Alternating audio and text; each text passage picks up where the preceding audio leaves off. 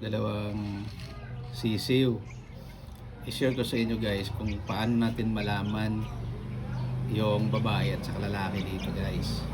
So, sabi nila pag hinawakan mo at pabaliktad yung isang sisiw tapos hindi siya nagpupumiglas, try natin ito. Kung pag hindi siya magpupumiglas, ito ay babae.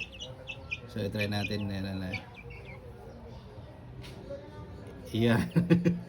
Babae ito. Ayan, so ito i-try natin itong isa kung lalaki ito. Hawakan mo. Yung lalaki daw dapat nagpupumiglas yung lalaki. Iyan, ganyan guys. So lalaki ito. Ayan o. Ulit natin yung babae. Ayan.